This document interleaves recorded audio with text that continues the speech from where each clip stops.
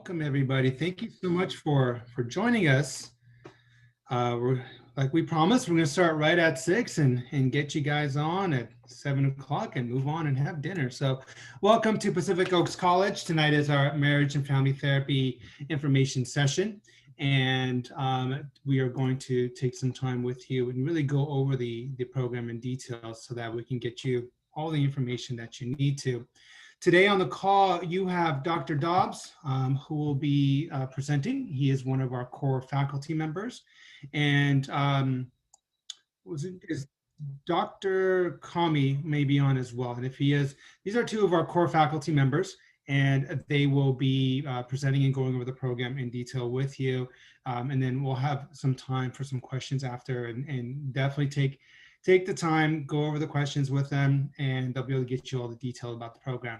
I myself, my name is Amin Maksudi. I am the Director of Admissions and Outreach here, and I'll be out the whole time monitoring the chat. If you have any questions, feel free to go through there, and then towards the end. One other person we have on here that you don't see on camera is Michael Lopez Patton. He's our Vice President of Admissions. He'll be on as well. So we'll all be here to support you. You'll notice when you come to Pacific Oaks College, it's all about support. It's all about community and having people like Dr. Dobbs and Dr. Kami on board. You'll definitely notice that. And then having support from the admission side from my team and Michael and everybody, you'll notice that anything that you need, you'll be able to go through and we'll be there with you. So with that said, let's jump right in. So I'll be controlling it. So Dr. Dobbs. Oh, my apologies. Let's talk about, I forgot we had one more slide on here. Let me move the screen. Sorry, it's covering some of this stuff. So what are we going to talk about today? Well, we're going to talk about the traditional MFT program that we offer, along with comparing it to our our trauma studies program.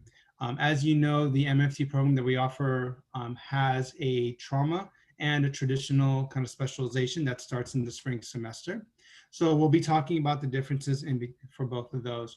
We'll talk about practical training in the degree programs, because that's going to be really important, because that's where you get your hands-on experience.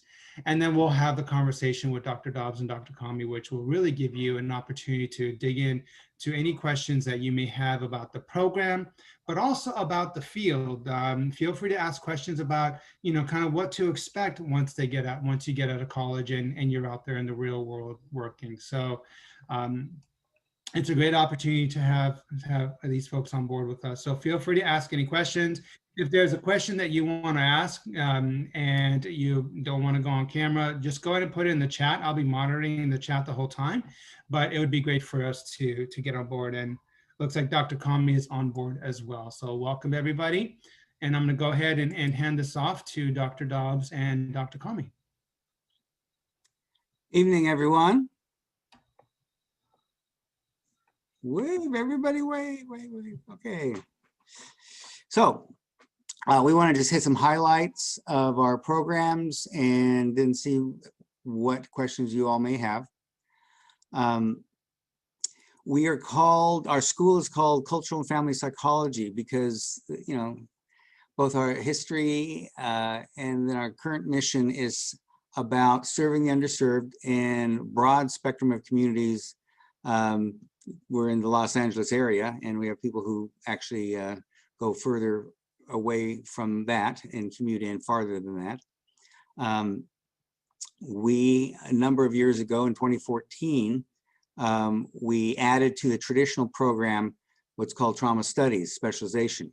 And those are 5 courses that we took old courses and we updated them and upgraded them where they have a trauma specialization to them.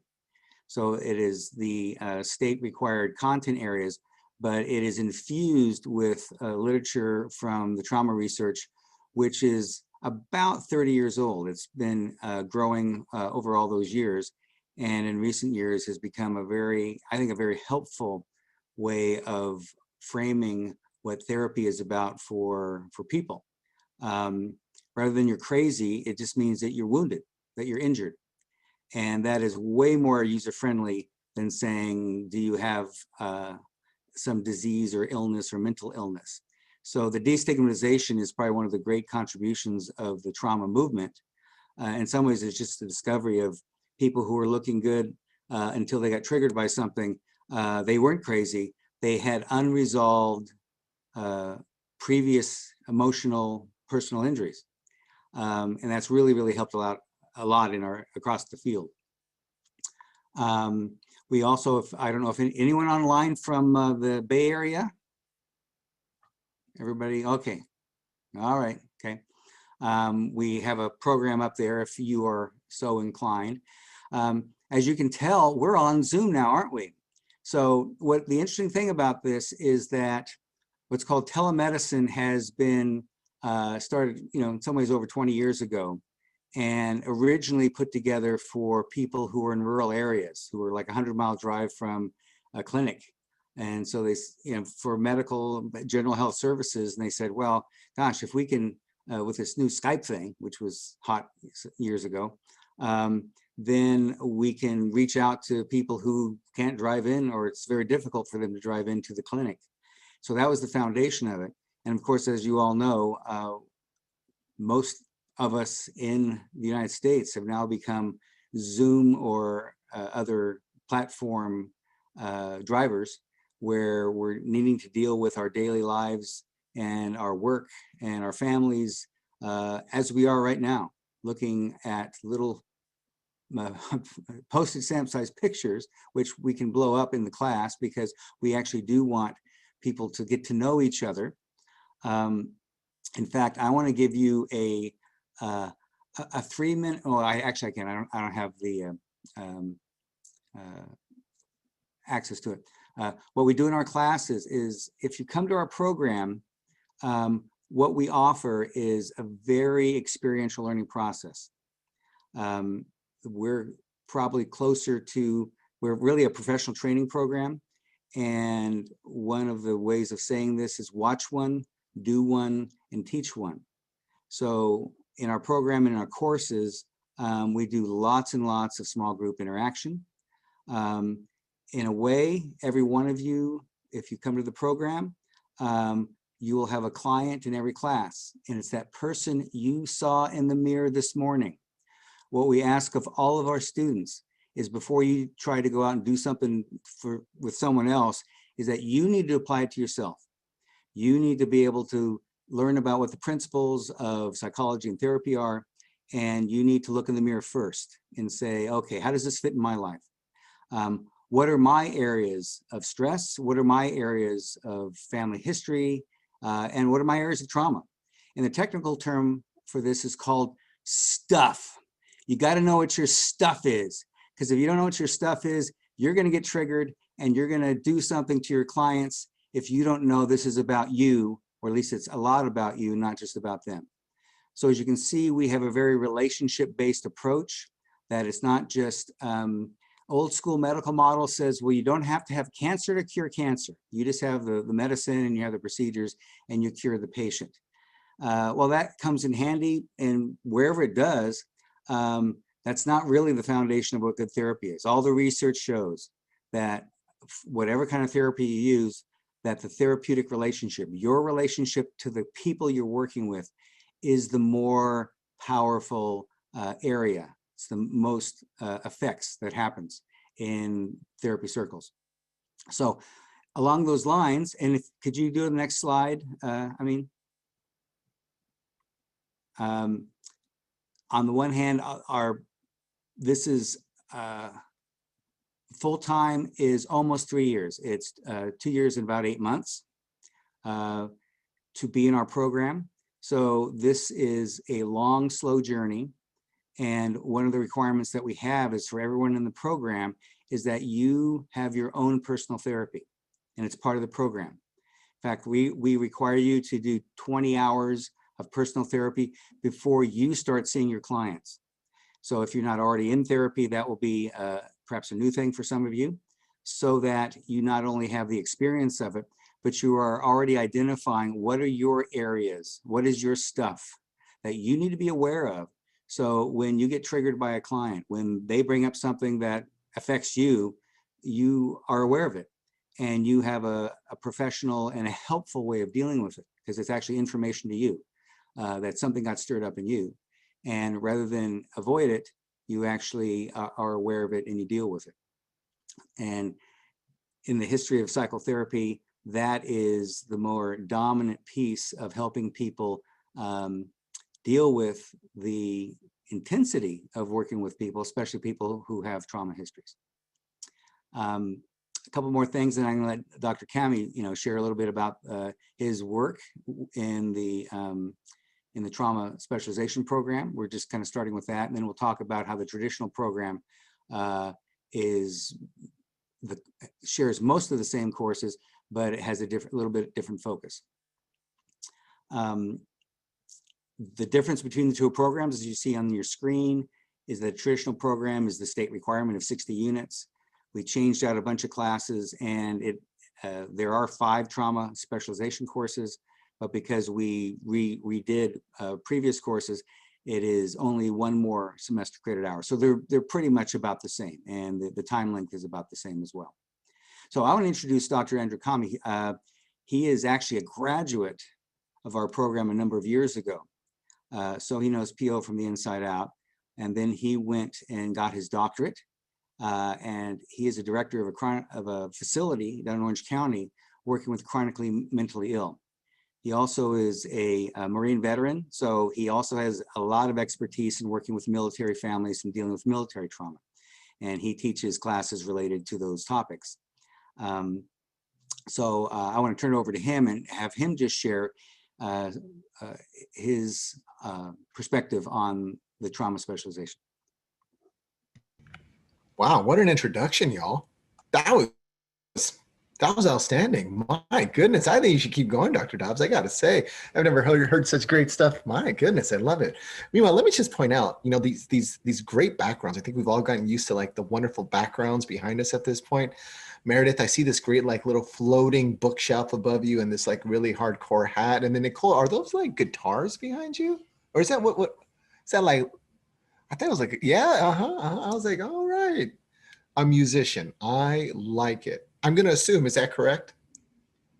I'm not a musician. My boyfriend he plays guitar too.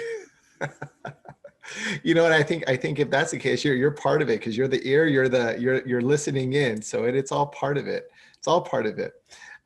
So hi, yeah, good evening. It's such a wonderful, I'm so happy to be here with everybody. It's such a great opportunity to always speak about our program. And as Dr. Dobbs went into, gosh, there's so many things that we can chat about in this field. So as spoken about, I personally am an alumni of PO, and I'll just say from the alumni standpoint, it really changes your life. There's so many things that you can do in this field, and there's so many different ways that you can go outside of being a therapist, of being a licensed therapist. By working and supporting people have the opportunity to do so much more than that. So as you heard earlier, one of my positions is direction of a facility working with schizophrenia down in Orange County. I'd been there for 10 years, actually, at this point, 10 years, directing treatment, directing programs, directing services, working off of my degree in a variety of different areas. So that's one thing. On the side as well, many of us have our own private practice. So we see our own patients just on the side, and we can, really open up shop. And, I joke around with the students, but it's true. Your ability to have multiple avenues that you can engage in this work is one of the greatest opportunities you have, because we teach. So you kind of see Dr. Dobbs and I, we teach in the program.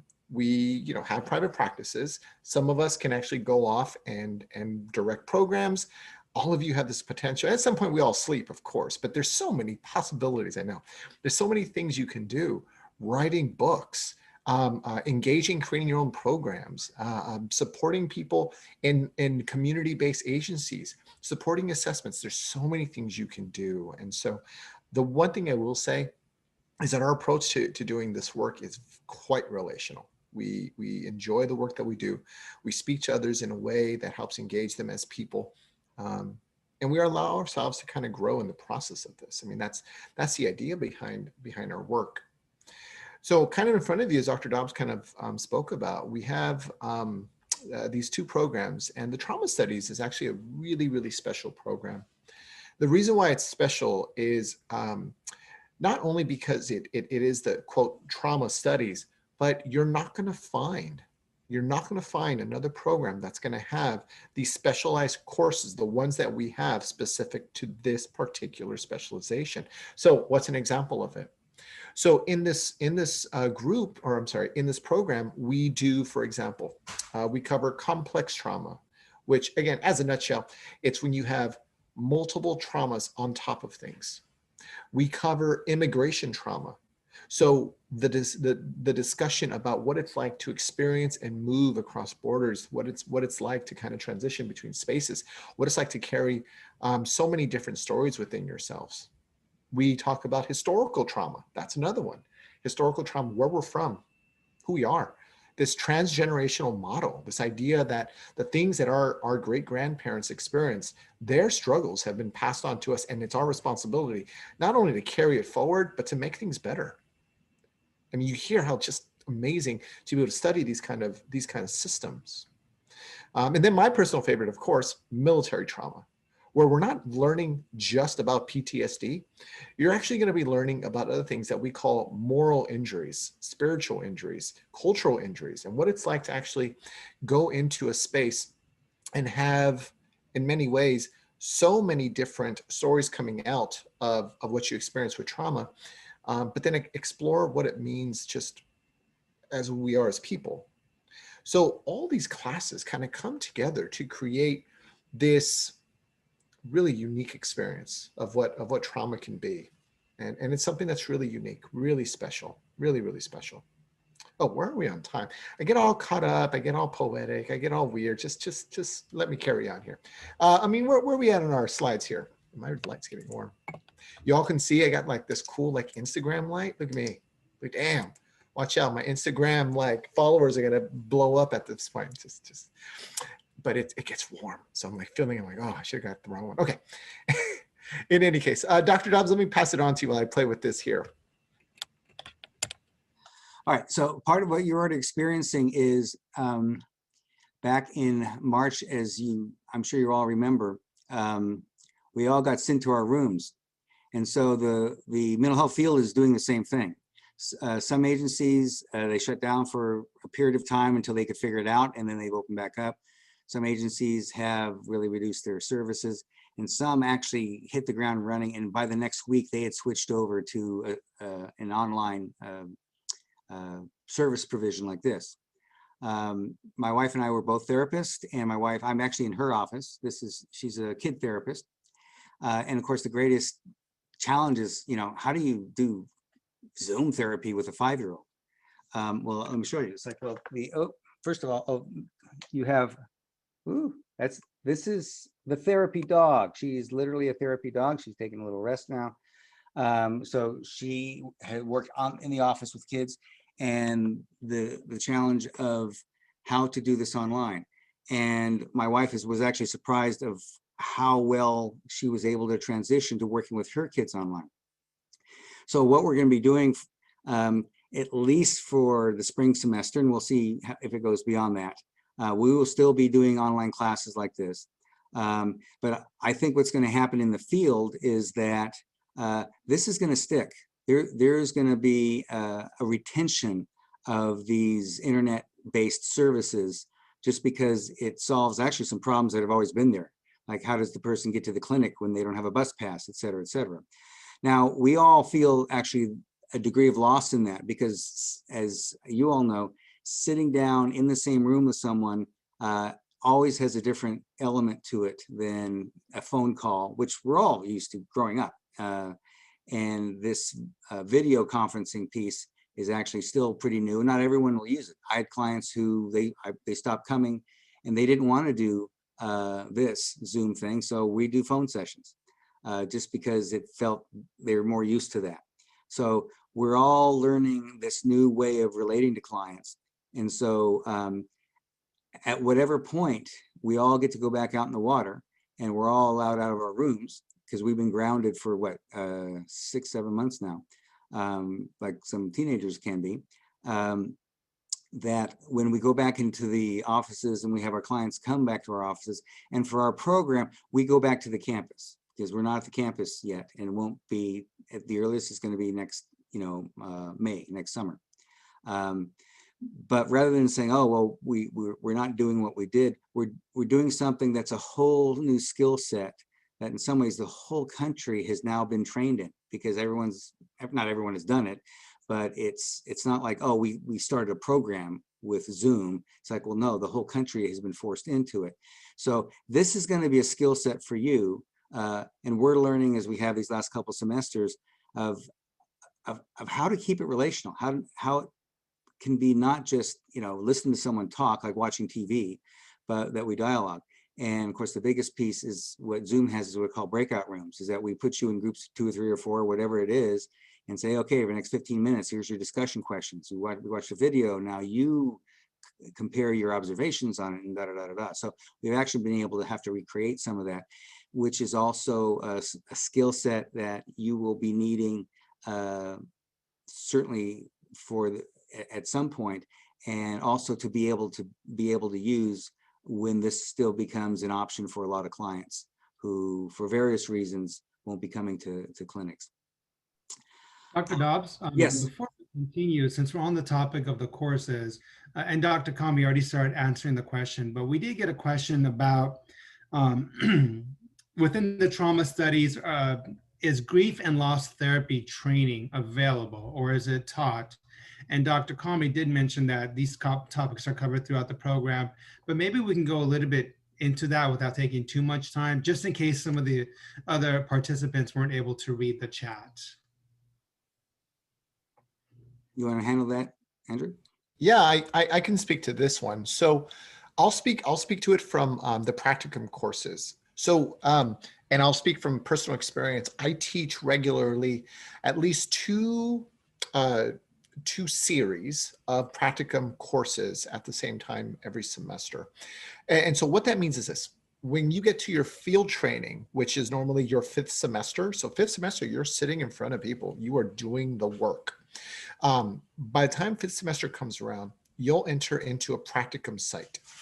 Your practicum site, we have tens of them. We have multiple. I think the last count that I saw, 88 different sites, something like that you can apply to, from children, teenagers, geriatric to severe mental illness, substance abuse, and on and on. Lots of different facilities, lots of different sites. So what will happen is, legally, while you're at a practicum training site, you must be in a practicum training class. So every practicum training class has very specific topics that you should cover, that you will cover. And not only that, every particular class not only will have specific topics, but you want to also realize that your sites will also have specific trainings that they'll give you as well. So let me give you an example. I won't just use this one, but if you go to a crisis center, which we have a few, you might do suicide training, and you might have to complete a certain amount of hours to get a certificate in suicide intervention and treatment. Additionally, you might choose to go with a DV shelter, and they will have very specific trainings that you have to accomplish in order to get like a DV certification, and they'll provide you that training as part of it. To your question specifically, the practicum courses that I run, for example, and all the professors, we all use the same syllabi, are going to have very specific topics within it. So as an example, within our series of practicum, we have classes devoted to, for example, styles of note writing, styles of assessment, interventions, trauma interventions, grief and loss interventions, and every class is kind of broken down into different topics. So I give you that because not only might you be able to get some of this training specifically within these courses and fieldwork, but your classes are going to have different parts of these things kind of thrown throughout them. And in practicum, that space is meant to be a supportive space. And not only a supportive space, it's also meant to be an area where you can kind of learn more specific things relative to doing the practice of therapy. You'll talk about cases. You'll talk about issues you're having as a person, but also as a professional. Again, highly reflective. This is a big part of it. I hope that answers your question. And Jolie, forgive me if I pronounce it incorrectly, Jolie. So yeah. You pronounce it right. Thank you very much. Yes, it does. Awesome. Thank you for correcting me if otherwise. No, you're good. Thank you. Amin, is there another slide? I'm not too sure. Where are we? Oh, Dr. Dobbs kind of covered this one. Okay, tag again. Bing, I'll tag. He's on my side here, everybody, so tag. Okay. The purpose of all the academic classes is to prepare you to go out and to do the work with clients. As Dr. Kami was saying, the type of facilities, the type of agencies, and type of services are very broad-based. We have inpatient, hospital-based ones for chronically mentally ill and substance abuse, and we have programs where you go to different schools and you see kids, you pull kids out of the classroom and see them on site when those schools open back up, of course. And again, those have all switched over to Zoom or versions of that. What you see on the screen is these are the real foundational steps to prepare you to go to your practicum placement. Like I said before, you're going to start your personal therapy. You're required to do 36 hours total to graduate, because we want you to get warmed up and get started, so that you just have a good, solid working relationship with your therapist. And then when you start seeing your clients, you will continue that relationship, and it's a 36 total hours, over the couple 2.5 years that you're here. And that's the minimum. Of course, you can keep going depending on how that goes for you. And then there's two in your semesters 3 and 4. It's really kind of an independent study. There's not a class meeting. You actually have individual meetings with the coordinator of practicum, and there's a whole checklist of things you were doing, and including your cover letter and preparing to be able to interview, because practicum is not a class that you just sign up for. Practicum is a placement that you have to apply for, because all the agencies, they hire practicum students from all over, Southern California, basically all over the LA area and adjacent counties. And so you're interviewing just as you would for a job. And because these sites, they don't hire students just from one school. They usually get a variety of students from various schools. So this preparation is to, if you haven't interviewed for a job recently or in some ways before, it's preparing you how to do an interview for a practicum placement. And there's a whole set of real world things, including, figuring out how to get your live scan fingerprinting. Any child services place requires that. And most places are just moving toward that, and it's part of their background check. You have a student level of professional malpractice insurance, because you're working in the real world with real clients. This is not a simulation. This is not a drill. We do a degree of that in the classes, where we're practicing a lot of skills, preparing you to go, so that when you get there, you feel like, even though you're nervous, it's like, well, no, I know how to do the skills to do this. Now I'm going to practice it.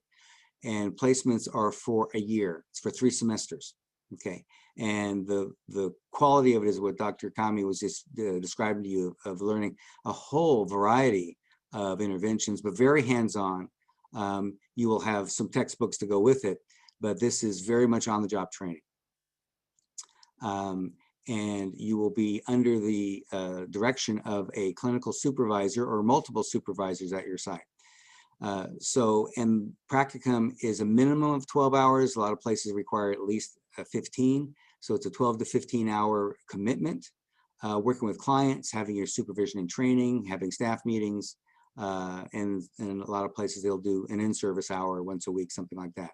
So it's a very multi-sided, multi-experience, and you'll have anywhere from 5 to 12 clients, depending on the setup, although the idea is you have about 7, 8, 9, or 10 in addition to your supervision time.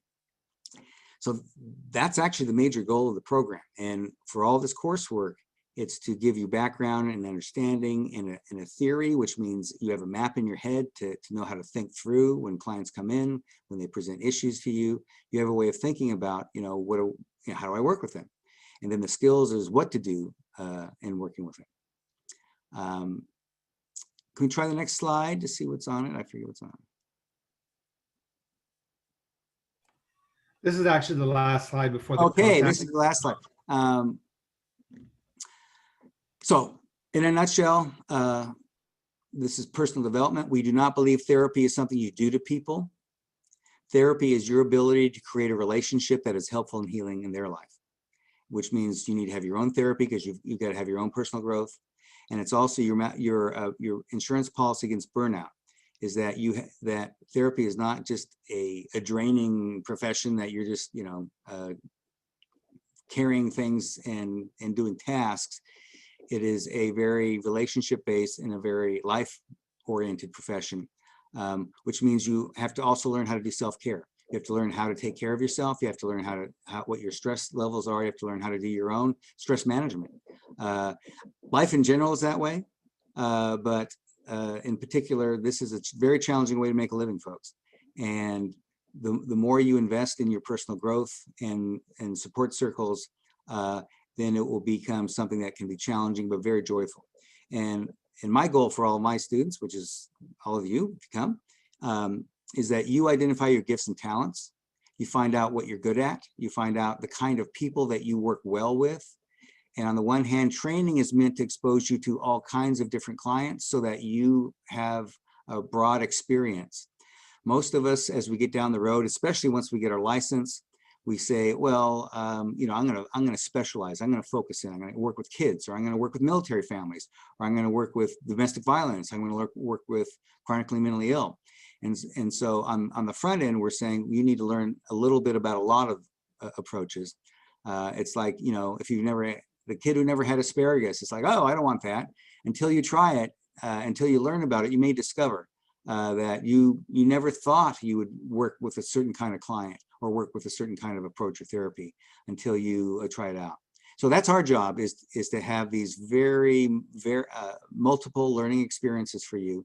But ultimately, you are identifying your gifts and talents, and where you're going to not just have a job, you're going to have a profession, you're going to have a career. And the key to finding out what your gifts and talents are is joy. Happiness is what we do to, sort of enjoy and have fun with things. Joy is that you just love it. And then you go like, and I get paid for doing this? Because you're not doing it for a paycheck. You're doing it because it fulfills you, your personality, and your gifts and talents.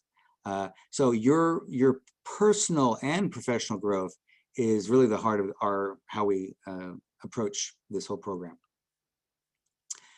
So let's open it up for questions.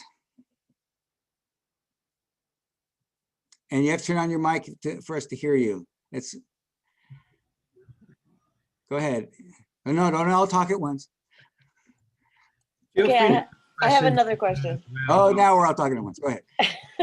I have another question. I have a desire. I like that you said, first of all, Dr. Comey, that it's realistic to diversify once after graduating exactly how you use your specialty. It's usable in various locations simultaneously, which is something I'm very interested in. And I was wondering if this program will prepare me after graduation to take the certification as well as the MFT for the student counseling, the PPL. Is that what it's called? State of California has two parallel tracks at this point. The PPS, People Personal Services. That's basically, historically, that's elementary and high school teachers who, literally, my sister-in-law did this as well. She went from being a math teacher in the classroom to being a guidance counselor and a college counselor. So that's really, because it's not a counseling program, and it's not a psychological counseling program. It's really geared toward college counseling. The state added a few years ago now, really, LPC, licensed professional counselor, which has been in other states for many years. But it traditionally has been a school-based license. The short version of this is just to say that when it came to the California, then what they negotiated was that if your MFT program will count, and you can double dip, you can get both licenses. You got to pay both fees, both exam fees and renewal fees, but you don't have to have 2 different degrees to get that second license. And it's an actual clinical license. PPS is a tradition of guidance counseling, and it's supportive, and you're working with kids and all that in school settings. This one is very much the required class that you can add to the MFT, because you have to add 5 more units to our MFT program. You have to add an advanced substance abuse, an advanced psychopharmacology, and then the career counseling class, which is just the classic guidance counselor thing. So it's an interesting overlap, and that's the school systems, because they're traditional, they're still fairly pupil personnel services, and that's close to just being a classroom teacher who meets with kids. Right. LPC is a clinical license, and if you want to do both, then you add those 5 units. And then you get double license, and you can decide if you're going to do one or the other. MFT is we're one of the California is one of the founding states for MFT. We're half of the MFTs in the entire country are in the state of California, so we are the MFT state. So we have all that expertise. And your option for school settings is you can add the LPC, but even the schools, as the old guard starts to retire and new people are coming in, taking over these school districts, they're actually being more open to counseling, because I worked in Pasadena Unified School District for 3 years when I was in my MFT program 35 years ago. And the culture was not inclined toward therapy. And that's changing a lot now. And the school systems are really realizing, rather than, you just send them to the counselor, send them to the doctor, it's like, no, we need to have on-campus programs. We need to work with these kids, not just refer them out. So it's still in transition, because again, the older generation hasn't really bought into that completely. So you're in a transitional time as well if you want to work in a school setting. Okay, thank you. Yep. And if you're interested in the LPCC courses, just let your enrollment counselor know, and that's something that could be added on right now, so that you're still in the admissions process for sure. Okay. Other questions? Yeah. No, hello, can you hear me? Yeah, I can hear you. Perfect, thank you. And your name? My name is Delaney Ettinger. Great.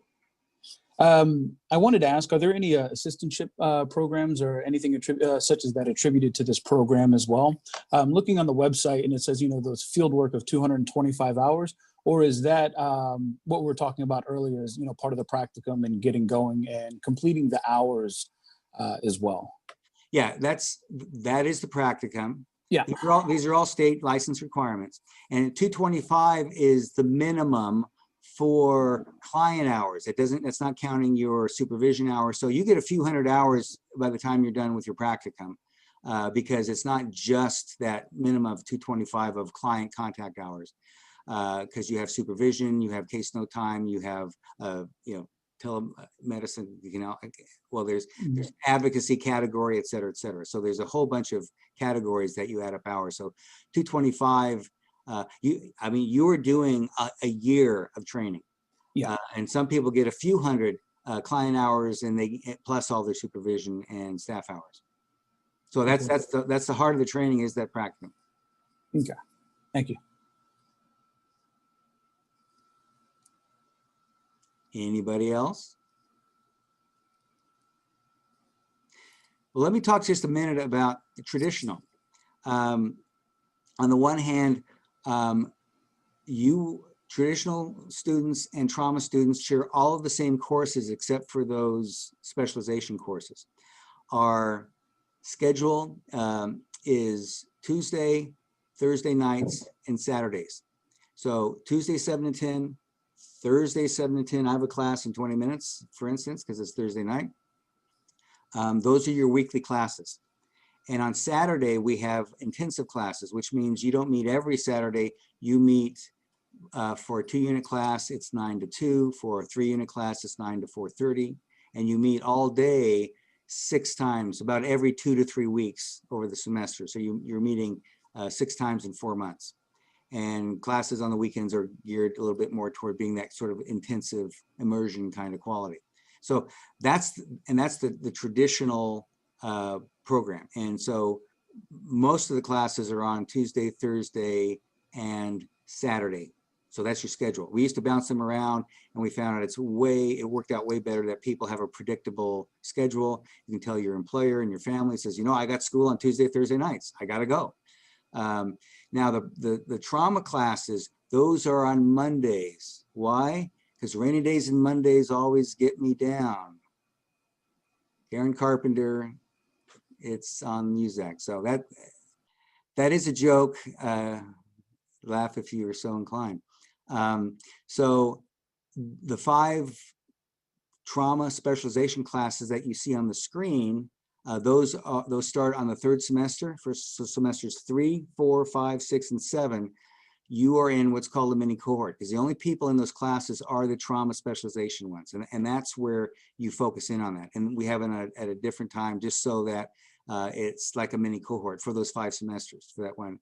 All the rest of your classes. And then if you have a Monday class, you'll either have a Tuesday, Saturday, or a Thursday, Saturday, depending on where you are in the schedule.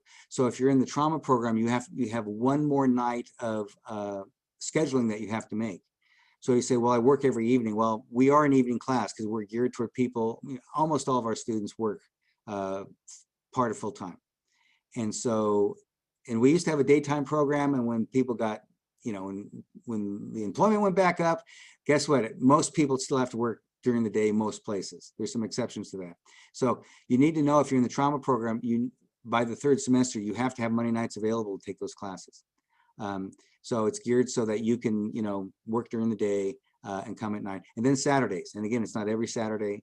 And because there's only 6 meetings, it's hard to miss a class because you miss a lot of class by doing so. So that's just a really pragmatic issue to be aware of, to be in our program.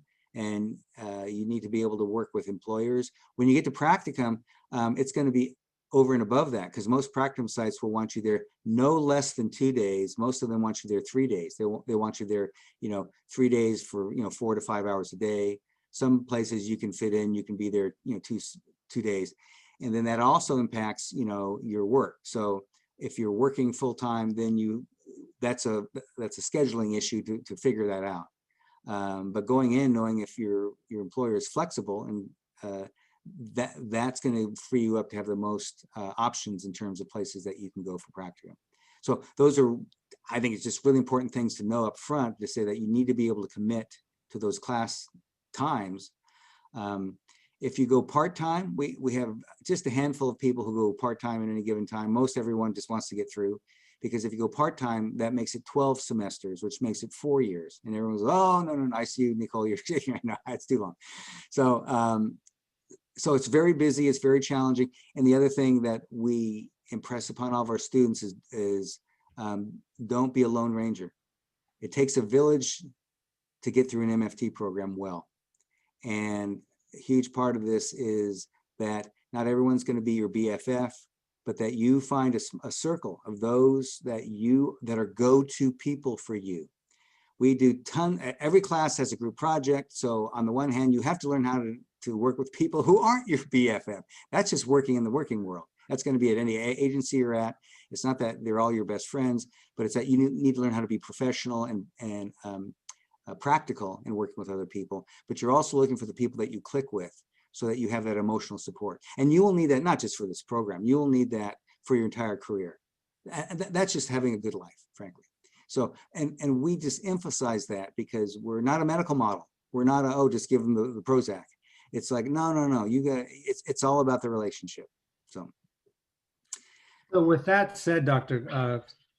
Dobbs or Dr. Kami, question is, how does this work for the trauma and Latinx specialization? So in regards to, looks like the schedule, And then Michael replied that you can pair the trauma studies with either the LGBTQIA plus family studies, the African American family studies, or the Latinx. So how would that work in terms of schedule for either of those? Well, now, if you're to be familiar with the specializations, they're a cohort-based model. Latinx family studies. It's a cohort. They average, 12 to 15, and that's a cruise ship. You go through every single class with that same group of people. That's what a cohort is. And Latino family studies at this point, it still has a weekend, an intensive model. They do Friday, Saturday, and Sunday 6 times a semester. So to be in Latino family studies, you would need to be able to have some flexibility on your Friday schedule. And then if you're going to do the trauma specialization in addition to that, then you need to have those Mondays. So that's where you're doing that piece. So because then you're doing the 5 as the add-on to the cohort specialization. So you'll have that's a double specialization. And the same with African American studies and LGBT, the LGBTQIA plus. They got a lot of letters there, so we just added some new ones last year.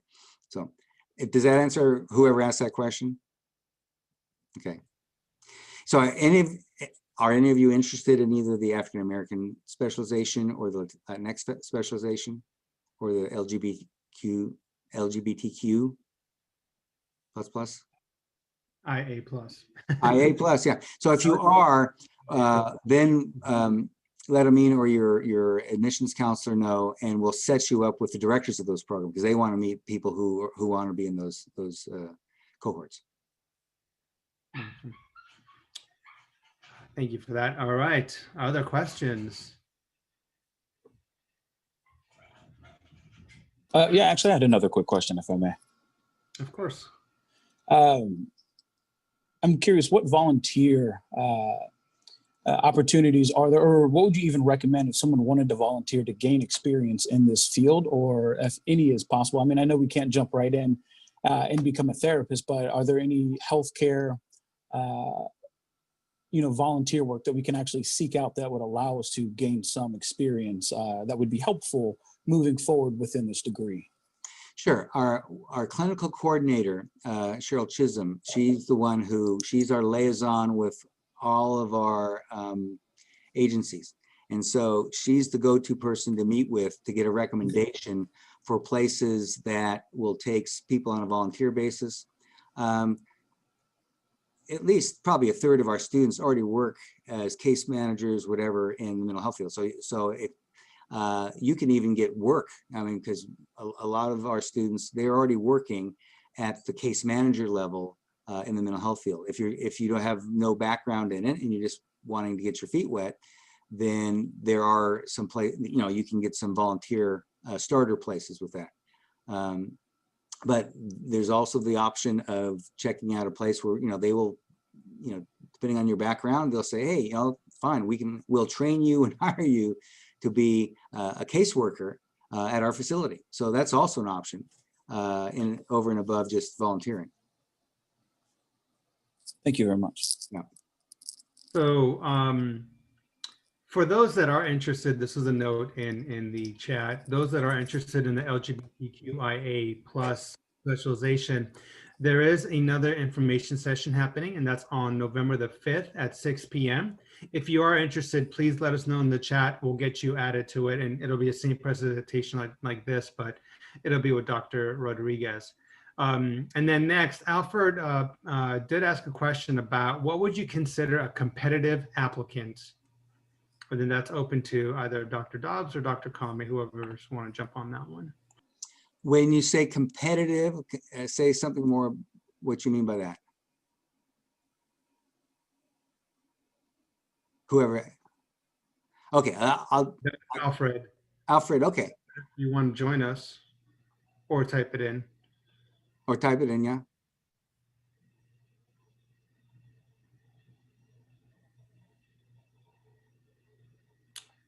maybe while he's doing that, maybe you can talk Okay, about. I can just address it. I'm guessing I know what he means by it. We're actually the opposite of competitive. Traditional academia is bell curve. It's trying to weed out the people who aren't really, really smart ones. It destroys self-esteem. Our educational system has a lot of destructive qualities to it. And to get into graduate programs, you got to have a 3.5, you got to be competitive, and you got to, climb over other people to get up the ladder. We think that's not a good idea, by the way. It's pretty anti-therapeutic. In fact, I don't admit to being an academic. I am not an academic. That system is competitive. It is based on achievement. It's not based on growth of people and human beings. Okay, so we do not exclude anyone because of GPA. Their programs. I'm a graduate of Pepperdine University, and it's like, they have a cutoff. Unless you have a 3 I don't know what the number is now, you ain't going to get in there. And that's the academic world. And that's not what we do. We're a community here, and the best therapists are not people who are book smart. The best therapists are the people who are street smart. And it doesn't, because the issue is what we're looking for when we do our interviews, because everyone has to interview to come into our program, because we're looking for whether this is a good fit for you or not. Because we have some people coming, I've had people come through and they say, well, I couldn't get in my doctoral program, so I might as well just go to class. But as soon as I can get in, I'm going to go, because I want to go teach it, at UCSB or something. It's like, wrong program.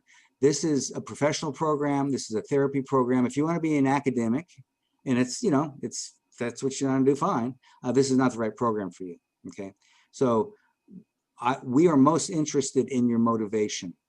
We're most interested in whether you actually desire to be in a people helping profession. And that's what we're really good at.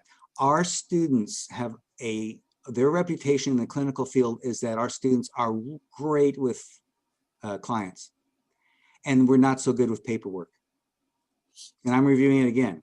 I'm willing to take that difference. I'd rather have that be our weakness, is that we sometimes suck at paperwork. Now, we're going to train you so you can do that, because you don't want to upset the administrators, because administrators, they live and breathe on paperwork, because it's about money and everything else. And so it's not that you don't know how have to do it, but it's sort of like, if that's all you can do, you're not going to be a good therapist, because you're going to be pushing paper rather than being a good therapist.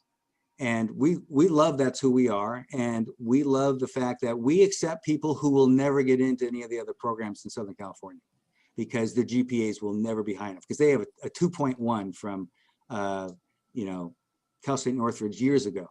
And a lot of times it's because they were neck deep in substance abuse, and they've been in recovery for the last 10 years. And that's their story. And their academic record is really a mess, because they were using big time, and they may have even been at UCLA, and they barely got out, because it was their life that was the most significant thing, not the books. So what we're looking for, Alfred, is that you want to do this, you have an interest in helping people, and then we work really hard to figure out how to get you through the academic side of it. Which is, if you love doing something, you won't read the book because you have to. You'll read the book because it means something to you. It's not what you hold in your hand. Where is that? Okay, it's not what you hold in your hand. It's with your hands connected to your heart. That's who we are. So it's my answer. I'm sticking to it. Thank you for that. Anything So else? we are getting to our 7 o'clock time. I know Dr. Dobbs has a class tonight, and we want to make sure that he gets to that. If we have a few more minutes, if there's a really quick question you guys want to answer it, feel free to quickly ask it. Dr. Dobbs and Dr. Kami both added their email addresses, as you can see on our site. My email address is there as well, and you can always contact the office should you have any questions for anybody. If there's questions about the admissions process, about financial aid, about the program, and you don't know who to contact, send me an email or call that number, and we'll make sure to get it to you. You all have an enrollment counselor that is assigned to you, and you can definitely reach out to them. But just know that, in addition to your enrollment counselor, you have people like Dr. Kami and Dr. Dobbs that are there answer those questions for you that we in admissions may not be able to answer. So feel free to reach out to them. Feel free to reach out to us. And with that, I just want to thank everyone for taking the time to be here, especially for Dr. Dobbs and Dr. Kami, spending the time and really informing us about the program, about the MFT. I know that a number of you are definitely very interested. Some of you are applied, some may have even been accepted. And for those that are in the process, please let us know. We are here to help you and get through the process. And everyone is, I'll go right back to it. Everyone is approachable. Everyone, if you have a question, don't feel, ask it. We will get you the answer. And if I can't get you the answer, or Michael can't get you the answer, well, we got, specialists like Dr. Dobbs and Dr. Kami and Dr. Rodriguez and Dr. Hall and everybody else and the MFT faculty that can be there for you. So thank you everyone for joining us. We definitely look forward to virtually seeing you in class, and then when it's safe to do so, seeing you back on campus soon. But feel free, give us a call if you have any questions. Have a wonderful evening, everybody. Dr. Dobbs, have fun in class. Thank you all so much. All right, see you guys. Thank you. Thank you so much. Bye, guys. Bye, everyone. Bye. Bye. Thank you. Have a good one.